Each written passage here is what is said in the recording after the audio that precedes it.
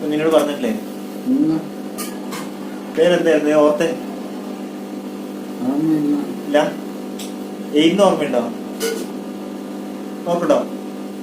എന്ത് ഓർമ്മയുണ്ടോ? ജേക്കബ്. ബാക്കി എന്തൊക്കെ അവൻ പറയട്ടെ. ബാക്കി എന്താ? ബാക്കി എന്താ? നിഖിലല്ല,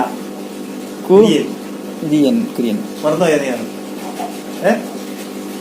മറന്നുപോയോ? വീട്ടിലെന്താ നമ്മൾ വിളിക്കണേ?